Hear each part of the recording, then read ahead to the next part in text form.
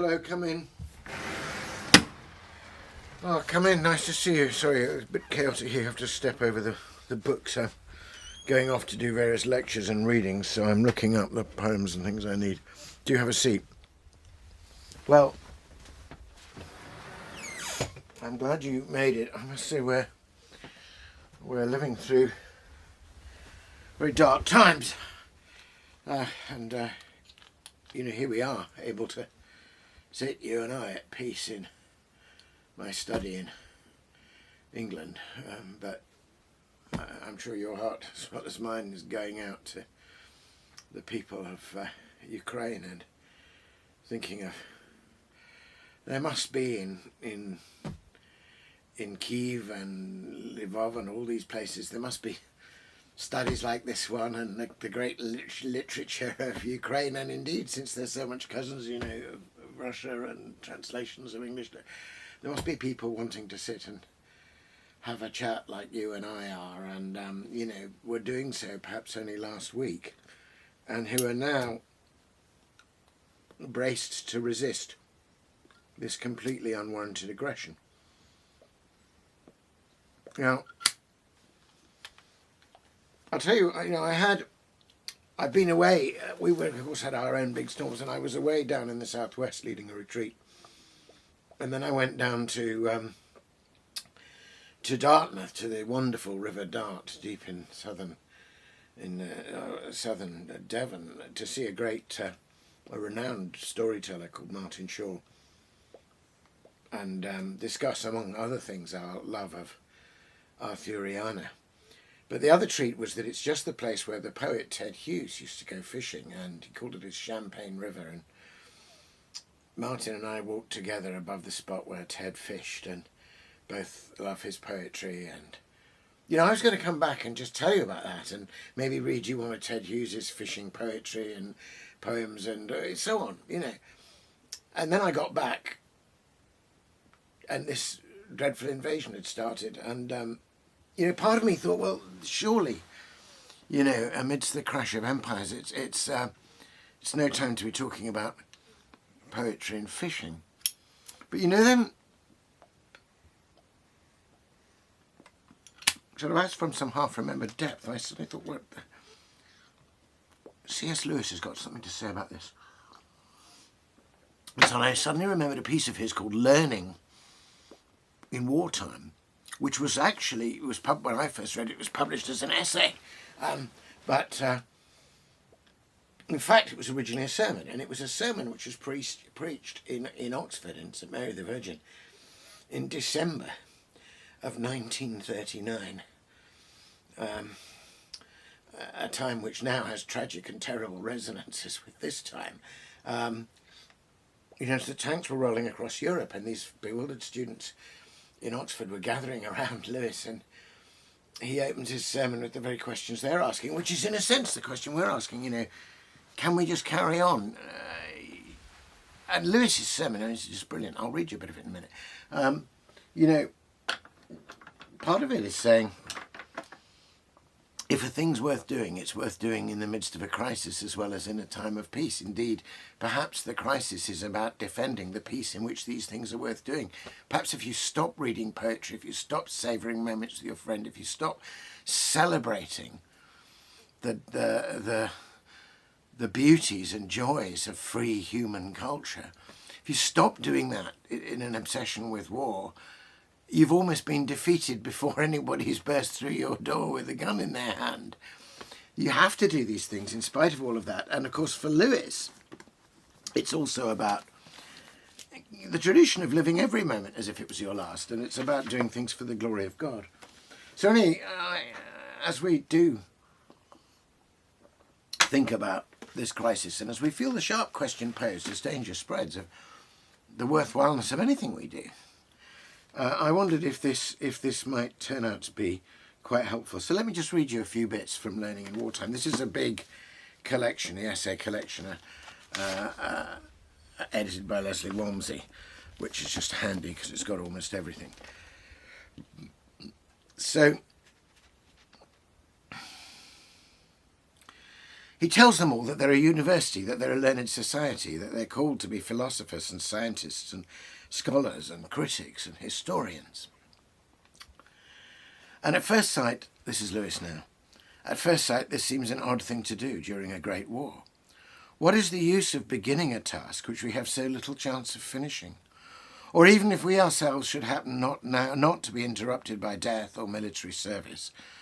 It's amazing that Lewis said this because, as you know, his own work was interrupted by military service. He was just starting his time as an undergraduate at Oxford when he went out to be a young officer on the Western Front. And he did his service well, but he was still thinking about poetry and quoting Greek in the trenches.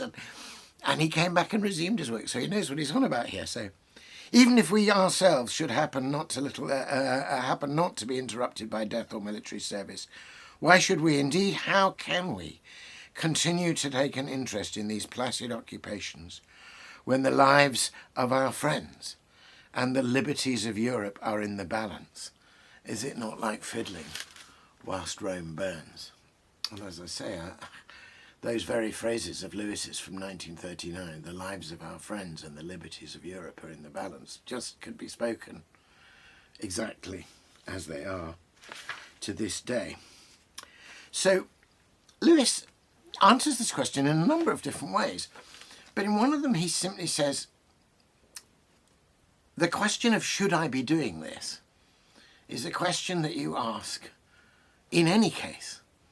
Perhaps your problem is that you've taken your life for granted or not taken your vocation seriously enough because you've evaded the thought of the interruption of death. And this is the way he puts it, quite powerfully, I think. The war creates no absolutely new situation.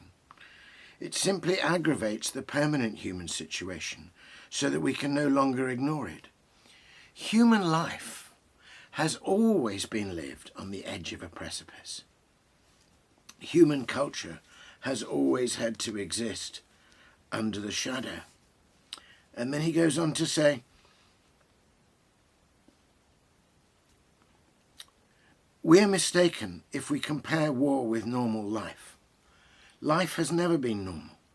Even those periods which we think most tranquil, like the 19th century, turn out on closer inspection to be full of crises, alarms, difficulties, emergencies. Plausible reasons have never been lacking for putting off all merely cultural activities until some imminent danger has been averted or some crying injustice put right. But humanity long ago chose to neglect those plausible reasons. They wanted knowledge and beauty now, and would not wait for the suitable moment that never comes. Periclean Athens leaves us not only the Parthenon, but significantly the funeral oration. The insects have chosen a different line. They've sought first the material welfare and security of the hive, and presumably they have their reward. Men are different. They propound mathematical theorems in beleaguered cities, conduct metaphysical arguments in condemned cells, make jokes on scaffolds, discuss the last new poem whilst advancing to the walls of Quebec, and comb their hair at Thermopylae. This is not panache. It is our nature.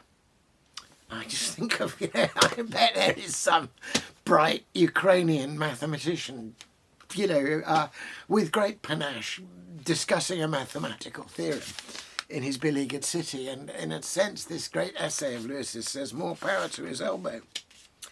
But he then goes on to, of course, talk about how difficult it is to do it, even if you've overcome the charge that somehow what you're doing is trivial or irrelevant when it's not. There's the distractions. And here, I must say, I'm preaching to myself, or I'm letting Lewis preach to me. I'm as guilty as the next person of being a bit obsessed with the news and darkened by it. And I believe the phrase now is doom scrolling, kind of going down through the things. But so I take this to heart. This is from towards the end of Lewis's sermon. He says,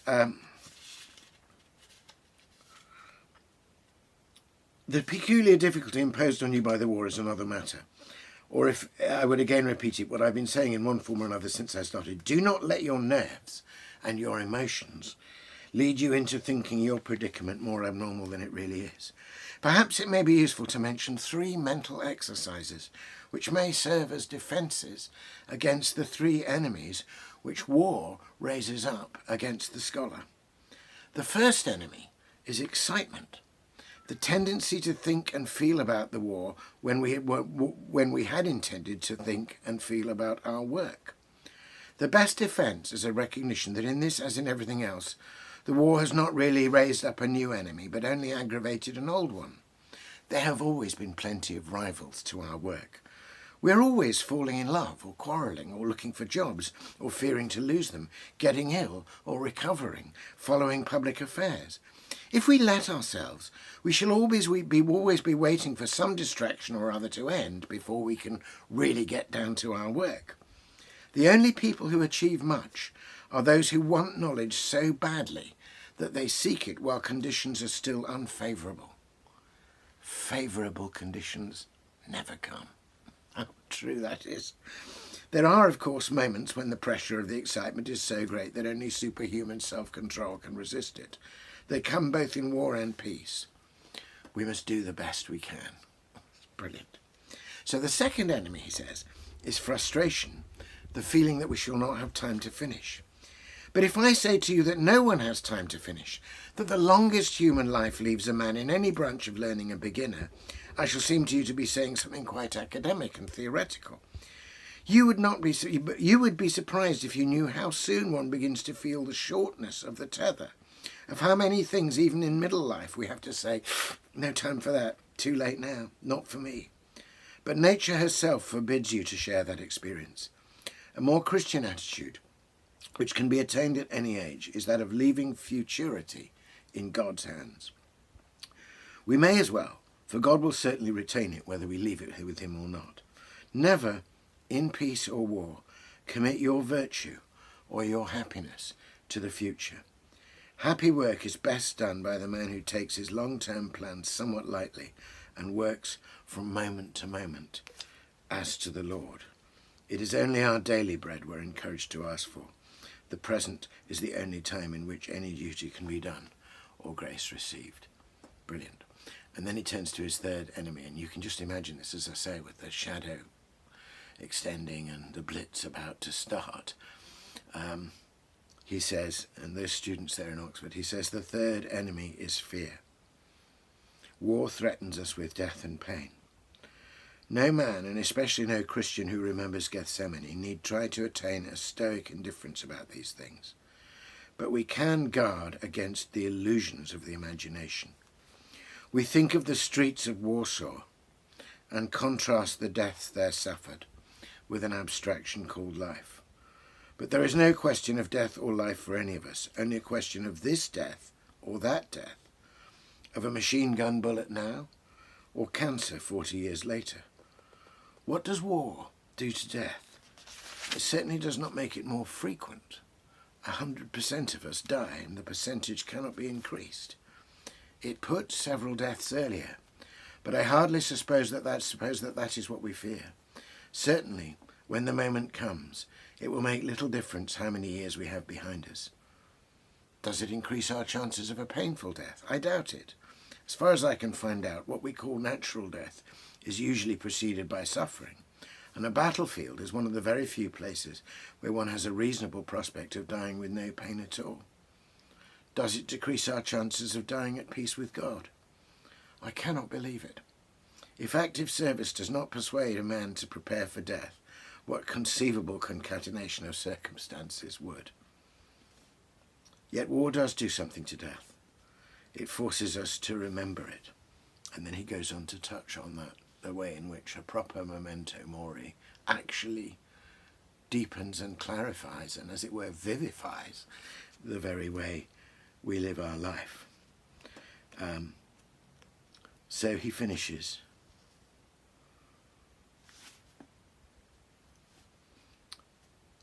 For some souls, at some times, the life of learning, humbly offered to God, is in its own small way one of the appointed approaches to the divine reality and the divine beauty which we hope to enjoy hereafter. we can think that, and we can still think that. As he ends, he says we can think so still. So he mentions Warsaw. Well, we could have mentioned Kiev. I think he speaks with authority partly because he was himself caught up in that first war, and obviously took a huge part in the second, in the way he gave up all his academic stuff and went off and spent ages just talking to these young men who were to go out and fly and fight the Battle of Britain. So anyway, I mean, time's up with the first thing. So in the end, I think I should read you. I won't do it today, I'll do it next time. I should read you the fishing poem and talk about being by the River Dart and celebrate with you, even in the midst of war, the arts of peace, because it's the arts of peace that in some sense where under we and others are seeking to defend. Anyway, thanks for dropping round.